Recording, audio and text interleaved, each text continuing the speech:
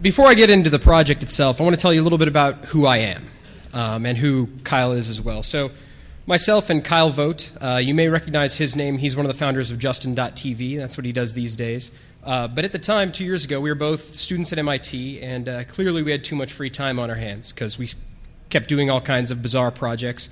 One you might have seen online, it got written up a few places, was our safe cracking device that we built that cracked high-security safes. But this is entirely different. But another good question to answer when dealing with something like this is who were we not? We are not stock market experts or spammers or get-rich-quick scam people. We are none of these things. So everything that I say involving the stock market or spam or anything involving that, there's really no credentials to back any of that up. So don't take any of that as fact, okay? First off, quick spoiler alert. Everything will be seen through a soda straw. Because all of this was what we were looking at the time while we were doing this project, it was a very limited set of information that we were looking at. We didn't have all the information about what botnets were operating, what spammers were sending what. We were literally just looking at the spam that was coming out and extrapolating from that. So it's all from our point of view at the time. We couldn't see the forces behind anything, and everything is guesses and hypotheticals. But you'll see that.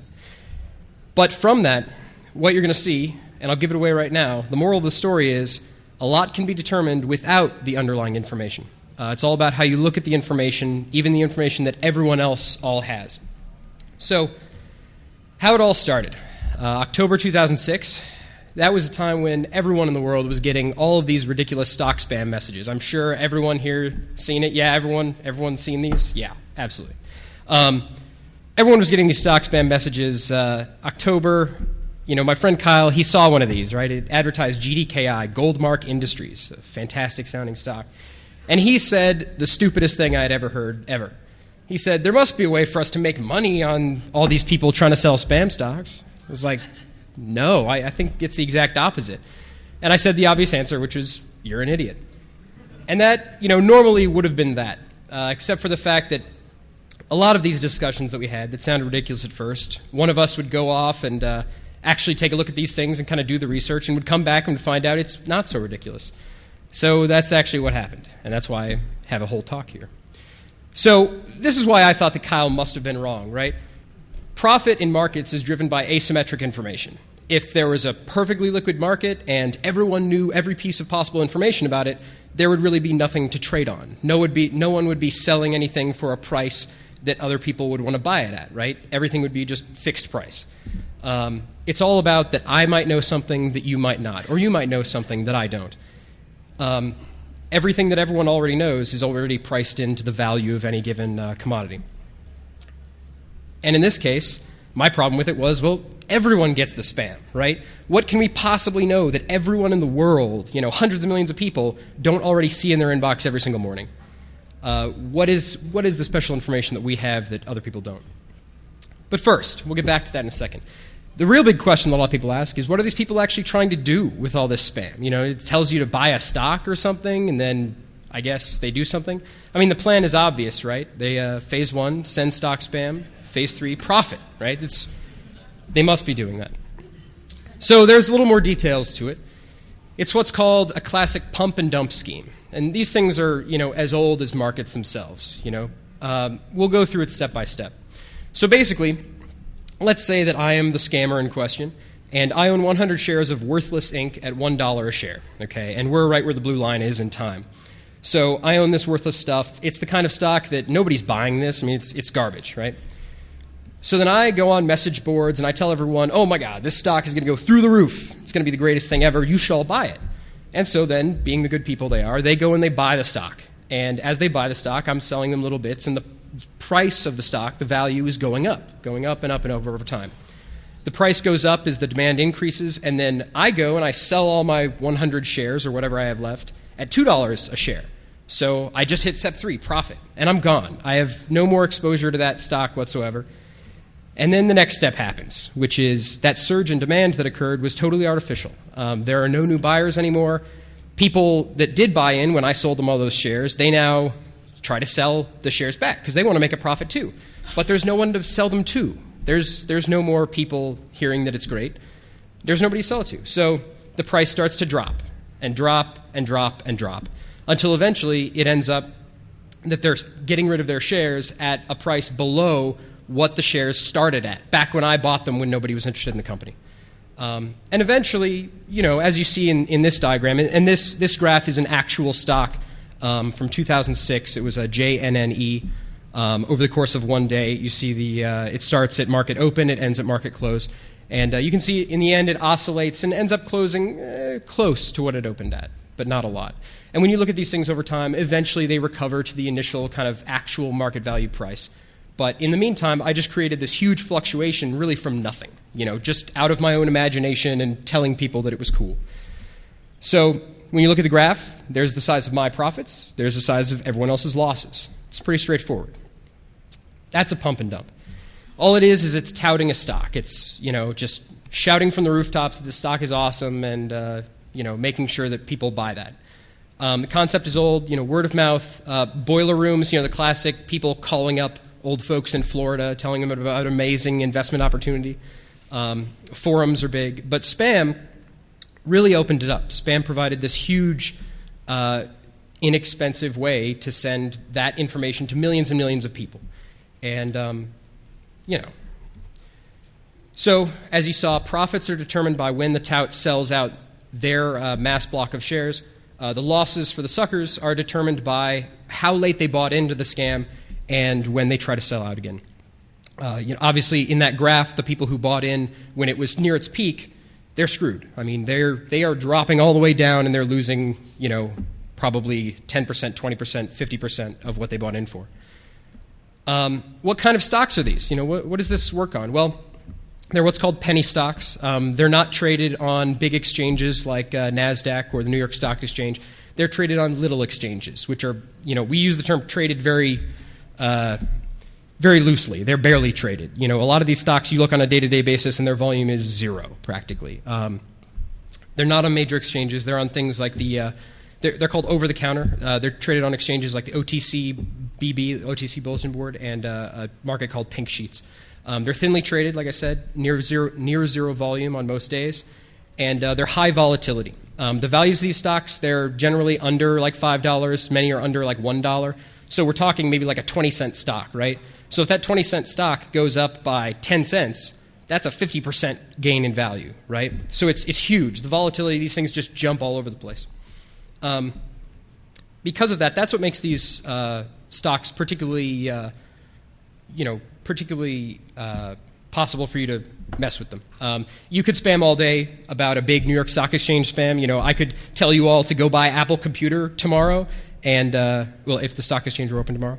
But I could tell you all to go buy Apple Computer, and all of you could all go buy Apple Computer, and we would all collectively probably have no effect on that stock, right? Because there's such a high volume of trading that already occurs on it. So the bigger point here is it's very illegal. The pump and dump scheme, it's illegal. All changes in supply and demand of what's going on in the market, it's all artificial. It's all made up. There's no actual information about the company that's changing. The SEC frowns upon this. But really, the real question is, who is dumb enough to buy a stock because someone emailed you telling you to? And this was my problem in the very beginning. I looked at Kyle and I was like, nobody buys these. This is entirely impossible, right? I delete them. You all in this room, I'm sure, deleted them. But the problem is apparently somebody didn't delete them because we looked. And what we found was a lot of people bought these.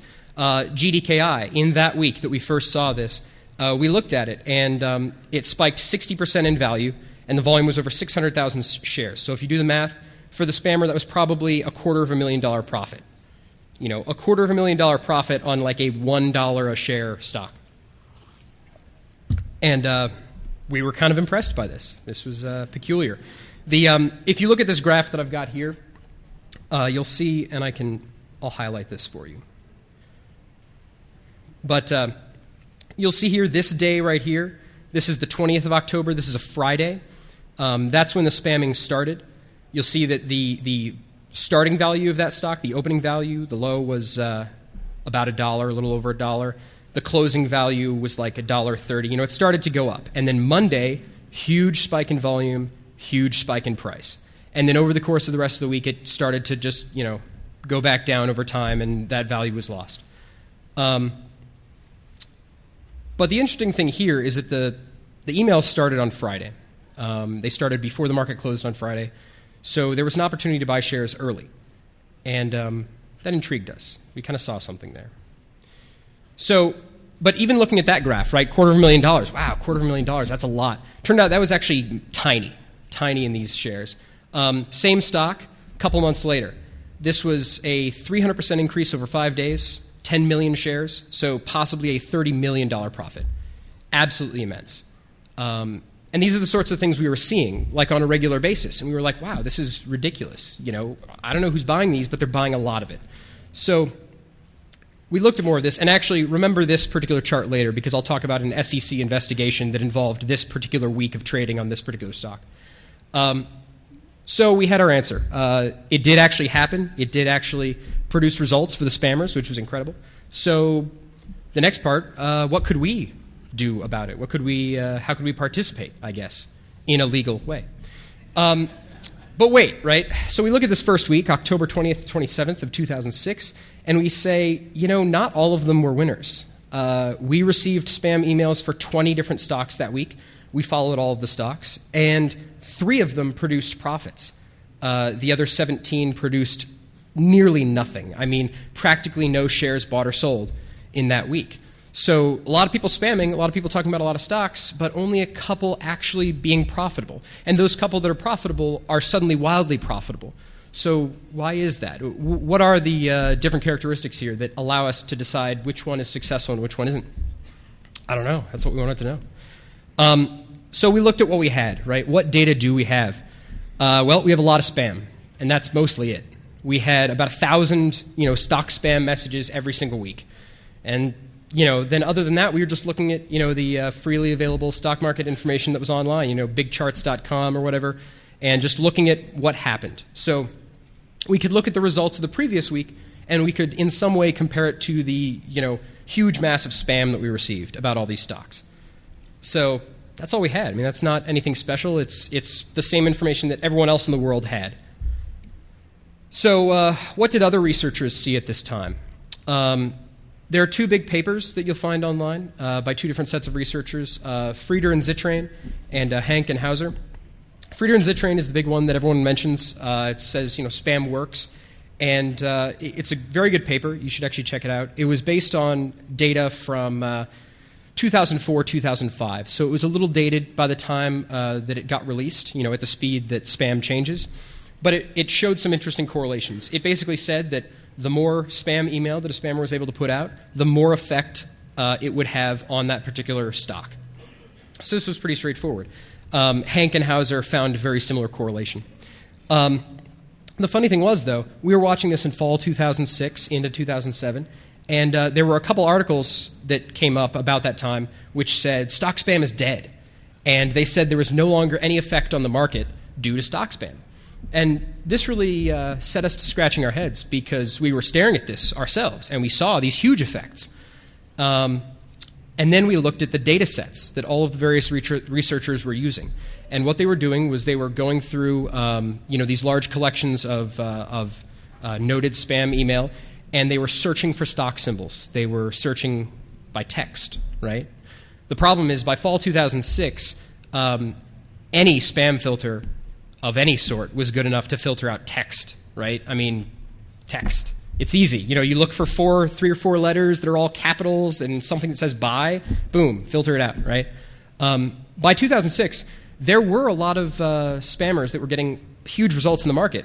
The problem was the only ones that were getting any results were all graphical-based spam. They were all pictures. So there were a lot of researchers that were missing huge portions of what was going on in the market at the time. And here